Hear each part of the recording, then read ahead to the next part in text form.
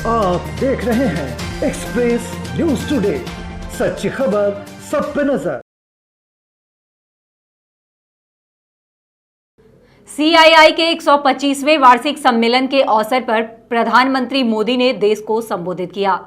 इस दौरान ज्यादातर फोकस आत्मनिर्भर भारत पर रहा।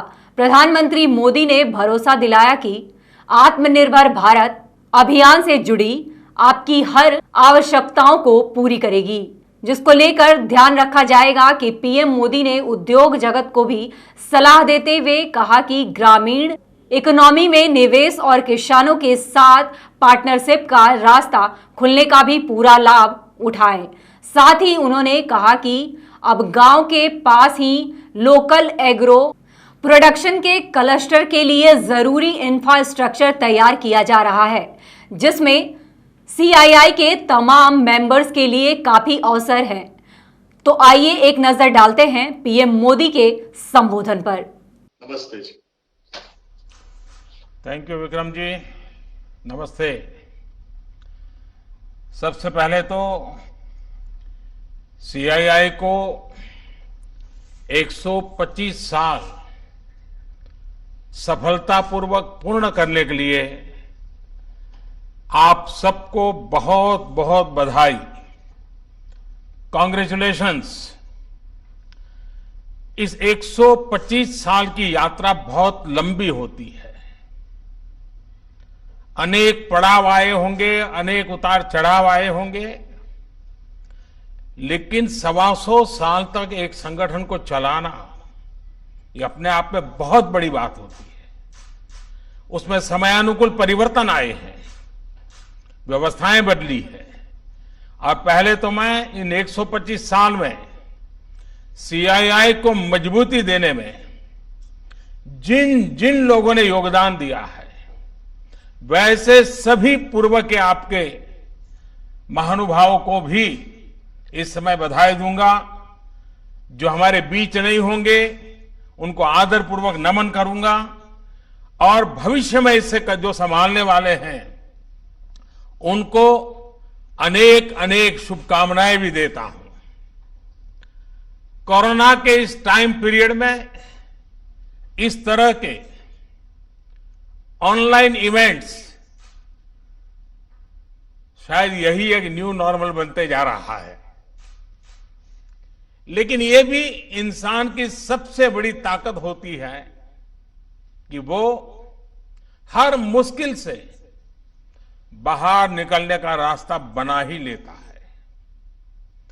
आज भी हमें जहां एक तरफ इस वायरस से लड़ने के लिए सख्त कदम उठाने हैं, वहीं दूसरी तरफ इकोनॉमी का भी ध्यान रखना है। हमें एक तरफ देशवासियों का जीवन भी बचाना है, तो दूसरी तरफ देश की अर्थव्यवस्था को भी स्टेबलाइज करना है, स्पीड अप करना है। इस सिचुएशन में आपने गेटिंग ग्रोथ बैक, इस बात को प्राथमिकता दी है, और निश्चित तौर पर इसके लिए आप सभी भारतीय उद्योग जगत के लोग बधाई के पात्र हैं। बल्कि मैं तो गेटिंग ग्रोथ बैक से आगे बढ़कर ये भी कहूंगा कि yes we will definitely get our growth back. आप लोगों में से कुछ लोग सोच सकते हैं कि संकट की इस घड़ी में मैं इतने कॉन्फिडेंस से ये कैसे बोल सकता हूं। मेरे इस कॉन्फिडेंस के कई कारण हैं। मुझे भारत की कैपेबिलिटीज और क्राइसिस मैनेजमेंट पर बहुत भरोसा है। मुझे भारत के टैलेंट और टेक्नोलॉजी पर भरोसा है। मुझे भारत के इनोवेशन और इंटेलेक्ट पर भरोसा है। मुझे भारत के फार्मर्स, एसएमईज, एंटरप्रेन्योर्स पर भरोसा है और मुझे भरोसा है इंडस्ट्री के लीडर्स पर, आप सभी पर। इसलिए मैं कह रहा हूं, yes, we will get our growth back. India will get its growth back. साथियों, कोरोना ने हमारी स्पीड जितनी भी धीमी की हो, लेकिन आज देश की सबसे बड़ी सच्चाई यही है कि भारत लॉकडाउन को पीछे छोड़कर अनलॉक फेज 1 में एंटर कर चुका है। अनलॉक फेज 1 में इकोनॉमी का बहुत बड़ा हिस्सा खुल चुका है। काफी हिस्सा अभी 8 जून के बाद और खुलने जा रहा है। यानी गेटिंग ग्रोथ बैक की शुरुआत तो एक प्रकार से हो चुकी है। आज ये सब हम इसलिए कर पा रहे हैं क्योंकि जब दुनिया में कोरोना वायरस पैर फैला रहा था, तो भारत ने सही समय पर, सही तरीके से सही कदम उठाए। दुनिया के तमाम देशों से तुलना करें तो आज हमें पता चलता है कि भारत में लॉकडाउन का कितना व्यापक प्रभाव रहा है। इस लॉकडाउन में भारत ने कोरोना से लड़ाई के लिए फिजिकल रिसोर्सेज को तैयार तो किया ही, हमने ह्यूमन रिसोर्स को भी बचाने का भरसक प्रयास किया है। ऐसे में अब सवाल ये है कि इसके आगे क्या। इंडस्ट्री लीडर्स के नाते आपके मन में ये सवाल जरूर होगा कि अब सरकार क्या करने जा रही है। आत्मनिर्भर भारत अभियान के बारे में भी मुझे पक्का विश्वास है कि आपके मन में भी मंथन चलता होगा, कुछ सवाल भी होंगे, और ये बहुत स्वाभाविक है, ऑब्वियस है। साथियों, कोरोना के खिलाफ इकोनॉमी को फिर से मजबूत करना, ये हमारी हाईएस्ट प्रायोरिटीज में से एक प्रमुख प्रायोरिटी है।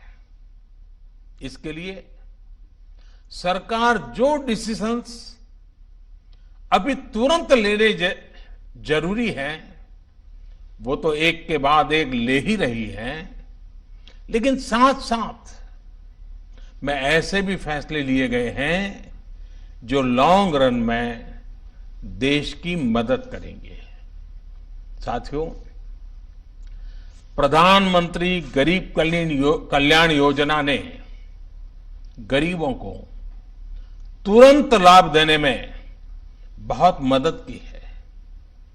इस योजना के तहत करीब 74 करोड़ बेनिफिशियरीज, उनके घर तक राशन पहुंचाया जा चुका है। प्रवासी श्रमिकों के लिए भी फ्री राशन पहुंचाया जा रहा है। इसके अलावा अभी तक गरीब परिवारों को 53,000 करोड़ रुपीस, यानी 53,000 करोड़ रुपए से ज्यादा की फाइनेंशियल असिस्टेंस दी जा चुकी है।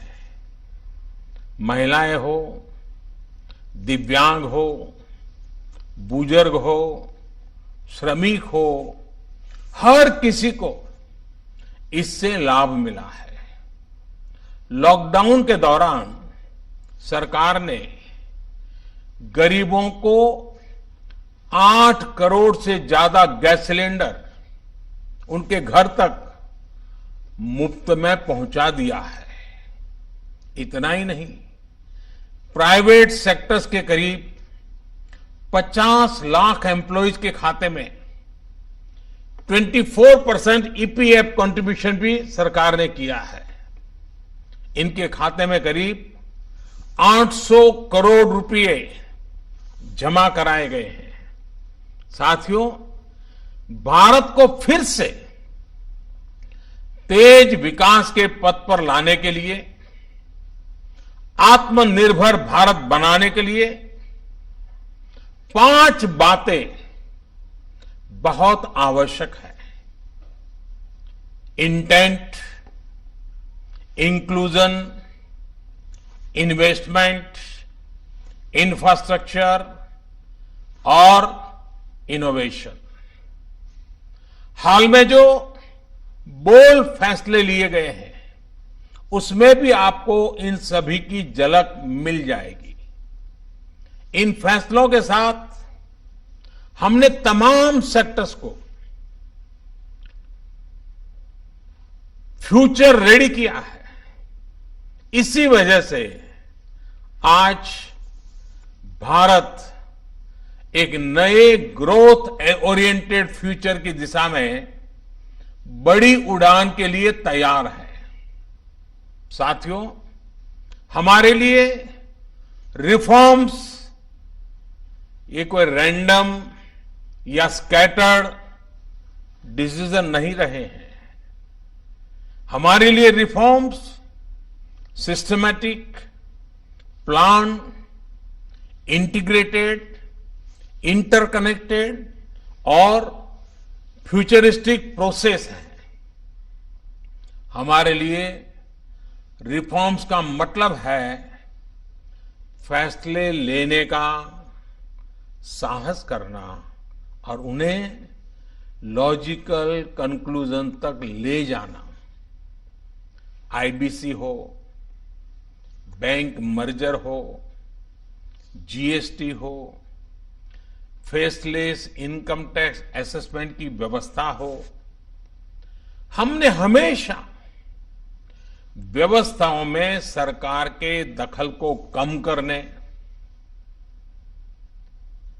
और मैंने तो लाल किले पर भी कहा था कि लोगों से, जिंदगी से सरकार को जितना हम कम कर सकते हैं हम करना चाहते हैं। प्राइवेट एंटरप्राइज के लिए एनकरेजिंग इकोसिस्टम खड़ा करने पर हम लगातार बल देते रहे हैं, कदम उठाते रहे हैं। इसी वजह से सरकार आज ऐसे पॉलिसी रिफॉर्म्स भी कर रही है जिनकी देश ने एक प्रकार से उम्मीद भी छोड़ दी थी। लोगों ने मान लिया था भाई ये तो हमारे देश में नहीं हो सकता है, ऐसी चीजें होने लगी हैं। अगर मैं एग्रीकल्चर सेक्टर की बात करूं तो हमारे यहां आजादी के बाद जो नियम कायदे बने उसमें किसानों को बिचौलियों के हाथों में छोड़ दिया गया था। किसान कहां फसल बेच सकता है, कहां नहीं बेच सकता है, इस तक के नियम बहुत सख्त थे। किसानों के साथ दशकों से हो रहे अन्याय को दूर करने की इच्छा शक्ति हमारी सरकार ने दिखाई है।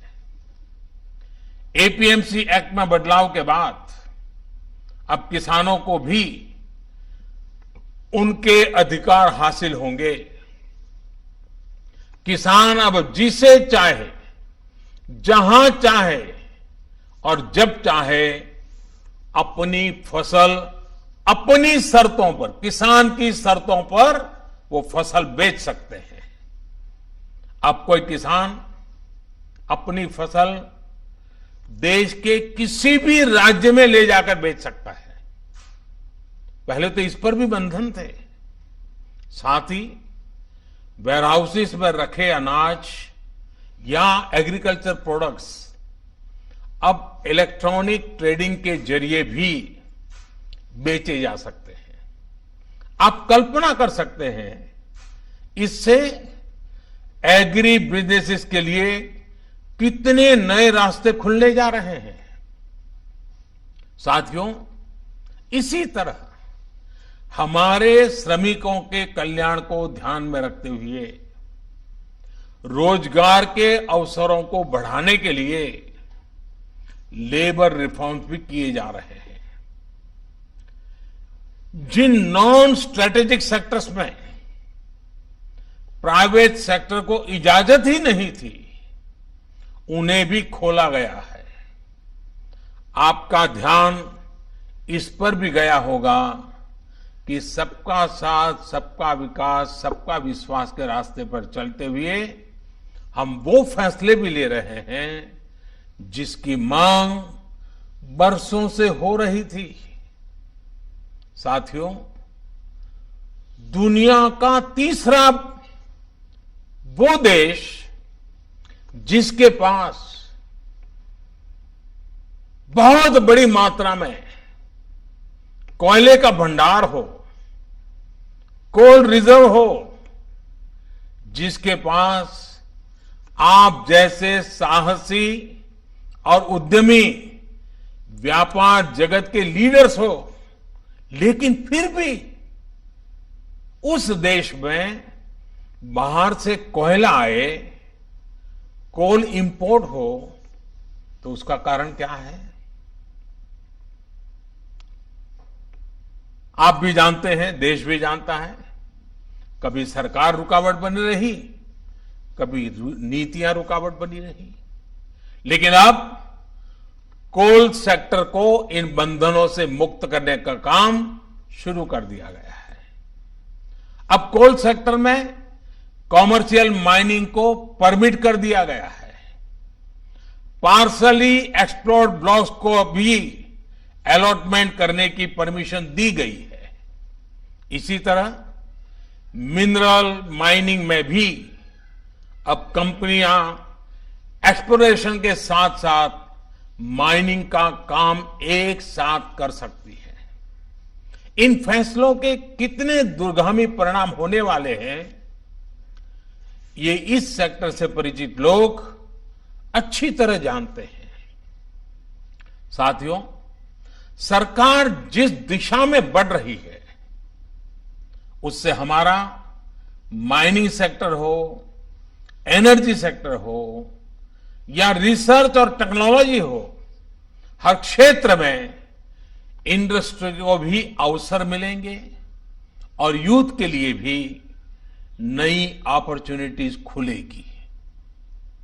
इस सबसे भी आगे बढ़कर अब देश के स्ट्रेटेजिक सेक्टर्स में भी प्राइवेट प्लेयर्स की भागीदारी एक रियलिटी बन रही है। आप चाहें स्पेस सेक्टर में निवेश करना चाहें, एटॉमिक एनर्जी में नई अपॉर्चुनिटीज को तलाशना चाहें, पॉसिबिलिटीज आपके लिए पूरी तरह से खुली हुई हैं। हर अवसर आपका इंतजार कर रहा है। साथियों, आप ये भली भांति जानते हैं कि एमएसएमई सेक्टर की लाखों यूनिट्स हमारे देश के लिए इकोनॉमिक इंजन की तरह है। इनका देश की जीडीपी में बहुत बड़ा कंट्रीब्यूशन है और ये कंट्रीब्यूशन करीब करीब 30% का है। एमएसएमईज की डेफिनेशन स्पष्ट करने की मांग लंबे समय से उद्योग जगत कर रहा था। अब वो उद्योग जगत की पूरी मार्ग भी पूरी हो चुकी है। इससे एमएसएमईज बिना किसी चिंता के ग्रो कर पाएंगे और उनको एमएसएमईज का स्टेटस बनाए रखने के लिए दूसरे रास्तों पर चलने की जरूरत नहीं रहेगी। देश के एमएसएमईज में काम करने वाले करोड़ों साथियों को लाभ हो, इसके लिए 200 करोड़ रुपए तक की सरकारी खरीद में ग्लोबल टेंडर्स को खत्म कर दिया गया है। इससे हमारे छोटे उद्योगों को ज्यादा अवसर मिलेगा। एक तरह से आत्मनिर्भर भारत पैकेज एमएसएमई सेक्टर के इंजन के लिए फ्यूल का काम करने वाला है। साथियों, ये जो फैसले हैं उनकी रिलेवेंस समझने के लिए आज की ग्लोबल सिचुएशंस को देखना और उसे समझना भी बहुत आवश्यक है। आज विश्व के तमाम देश पहले की तुलना में एक दूसरे का साथ और अधिक चाहते हैं। देशों में एक दूसरे की जरूरत और ज्यादा पैदा हुई है, लेकिन इसी के साथ ये चिंतन भी चल रहा है कि पुरानी सोच, पुरानी रीति नीति, पुरानी पॉलिसीज क्या आज कारगर होगी क्या? स्वाभाविक है कि इस समय नए सिरे से मंथन चल रहा है और ऐसे समय में भारत से दुनिया की अपेक्षा, एक्सपेक्टेशंस और बड़ी है। आज दुनिया का भारत पर विश्वास भी बढ़ा है और नई आशा का संचार भी हुआ है।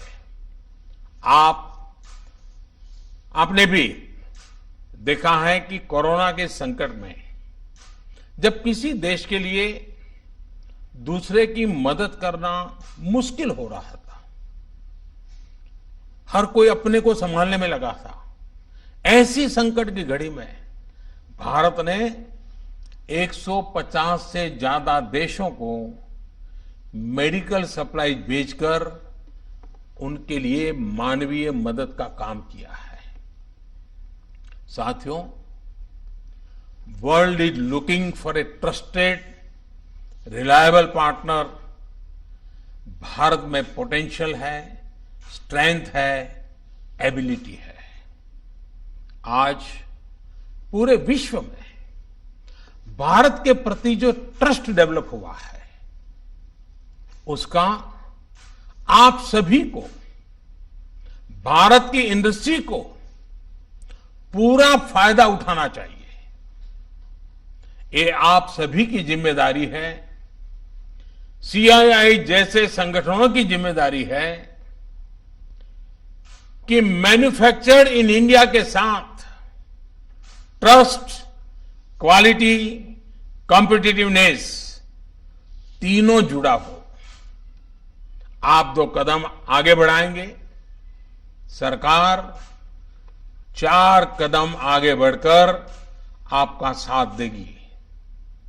प्रधानमंत्री के तौर पर मैं आपको भरोसा दे रहा हूं कि मैं आपके साथ खड़ा हूं।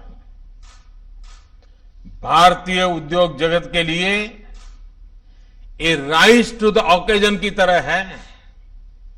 Trust me, getting growth back इतना मुश्किल भी नहीं है। और सबसे बड़ी बात कि अब आपके पास, इंडियन इंडस्ट्रीज के पास एक क्लियर पाथ है। आत्मनिर्भर भारत का रास्ता, सेल्फ रिलायंट इंडिया का पाथ। आत्मनिर्भर भारत का मतलब है कि हम और ज्यादा स्ट्रांग होकर दुनिया को एम्ब्रेस करेंगे। आत्मनिर्भर भारत वर्ल्ड इकोनॉमी के साथ पूरी तरह इंटीग्रेटेड भी होगा और सपोर्टिव भी। लेकिन ध्यान रखिएगा, आत्मनिर्भर का मतलब ये भी नहीं है कि हम स्ट्रैटेजिक क्षेत्रों में किसी पर निर्भर रहें। हम उस स्थिति में नहीं रहना चाहते। It is about creating strong enterprise in India. Enterprises that can become global forces. It is about generating employment. It is about empowering our people to come out and create solutions that can define the future of our country. हमें एक ऐसी robust local supply chain के निर्माण में invest करना है जो global supply chain में भारत की हिस्सेदारी को स्ट्रेंथन करे। इसी अभियान में सीआईआई जैसी दिग्गज संस्था को मुझे लगता है आपको भी पोस्ट कोरोना नई भूमिका में आगे आना होगा। अब आपको चैंपियंस ऑफ इंडिजिनस इंस्पिरेशंस बनकर आगे आना है। आपको डोमेस्टिक इंडस्ट्रीज की रिकवरी को फैसिलिटेट करना है, नेक्स्ट लेवल ग्रोथ को आसिस्ट करना है, सपोर्ट करना है। आपको इंडस्ट्री को, अपने मार्केट को ग्लोबली एक्सपांड करने में मदद करना है। साथियों, अब जरूरत है कि देश में ऐसे प्रोडक्ट्स बने जो मेड इन इंडिया हो, मेड फॉर द वर्ल्ड हो। कैसे हम देश का आयात कम से कम करें, इसे लेकर क्या नए लक्ष्य तय किए जाएं, उस पर सोचने की जरूरत है। हमें तमाम सेक्टर्स में प्रोडक्टिविटी बढ़ाने के लिए अपने टारगेट तय करने ही होंगे। यही संदेश मैं आज इंडस्ट्री को देना चाहता हूं और देश यही अपेक्षा भी आपसे रखता है। साथियों, देश में मैन्युफैक्चरिंग को, मेक इन इंडिया को रोजगार का बड़ा माध्यम बनाने के लिए आप जैसे तमाम इंडस्ट्री के संगठनों से चर्चा करके ही कई प्रायोरिटी सेक्टर्स की पहचान की गई है। इनमें से furniture, air conditioner, leather and footwear, in 3 sectors पर काम शुरू भी हो चुका है। सिर्फ एयर कंडीशनर को लेकर ही हम अपनी डिमांड का 30% से अधिक इंपोर्ट करते हैं। इसको हमें तेजी से कम करना है। इसी तरह दुनिया का दूसरे सबसे बड़ा लेदर प्रोड्यूसर होने के बावजूद ग्लोबल एक्सपोर्ट में हमारा शेयर बहुत कम है। साथियों, कितने ही सेक्टर्स हैं जिसमें हम बहुत अच्छा कर सकते हैं। बीते सालों में आप सभी साथियों के सहयोग से ही देश में वंदे भारत जैसी आधुनिक ट्रेनें बनी हैं। देश आज मेट्रो के कोच निर्यात कर रहा है। इसी तरह मोबाइल फोन मैन्युफैक्चरिंग हो, डिफेंस मैन्युफैक्चरिंग हो, अनेक क्षेत्रों में इंपोर्ट पर हमारी डिपेंडेंस को कम करने का प्रयास लगातार चल रहा है। और मैं बहुत गर्व से कहूंगा कि सिर्फ 3 महीने के भीतर ही पर्सनल प्रोटेक्टिव इक्विपमेंट पीपीई, इसकी सैकड़ों करोड़ की इंडस्ट्री आप ही लोगों ने खड़ी की है। 3 महीने पहले भारत में एक भी पीपीई नहीं बनती थी। आज भारत एक दिन में 3 लाख पीपीई किट बना रहा है, तो ये हमारे उद्योग जगत का ही सामर्थ्य है। आपको इसी सामर्थ्य का इस्तेमाल कर हर सेक्टर में आगे बढ़ना है। मेरा तो सीआईआई के तमाम साथियों से ये भी आग्रह है कि रूरल इकोनॉमी में इन्वेस्टमेंट और किसानों के साथ पार्टनरशिप का रास्ता खुलने का पूरा लाभ आप लोगों ने उठाना चाहिए। अब तो गांव के पास ही लोकल एग्रो प्रोडक्ट्स के क्लस्टर्स के लिए जरूरी इंफ्रास्ट्रक्चर तैयार किया जा रहा है। इसमें सीआईआई के तमाम मेंबर्स के लिए बहुत अपॉर्चुनिटीज है। साथियों, फार्म हो, फिशरीज हो, फूड प्रोसेसिंग हो, फुटवेयर हो, फार्मा हो, अनेक सेक्टर्स में अनगिनत अपॉर्चुनिटीज के गेट आपके लिए खुले हैं। सरकार ने शहरों में प्रवासियों के लिए आवास उपलब्ध कराने के लिए जिस रेंटल स्कीम की घोषणा की है, उसमें भी आप सभी साथियों को मैं सक्रिय भागीदारी के लिए आमंत्रित करता हूं। साथियों, हमारी सरकार प्राइवेट सेक्टर को देश की विकास यात्रा का पार्टनर मानती है। आत्मनिर्भर भारत अभियान से जुड़ी आपकी हर आवश्यकता का ध्यान रखने के लिए भारत सरकार प्रतिबद्ध है।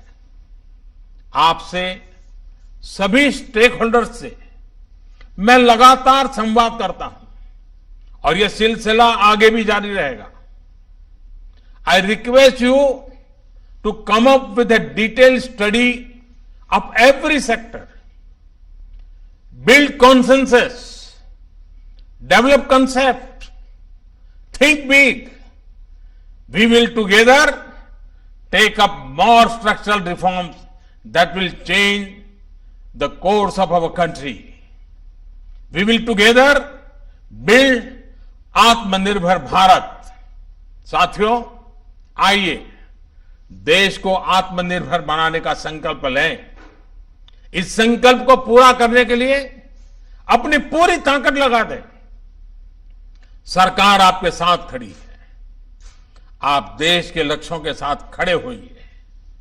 आप सफल होंगे, हम सफल होंगे तो देश नई ऊंचाई पर पहुंचेगा, आत्मनिर्भर भारत का सपना साकार होगा।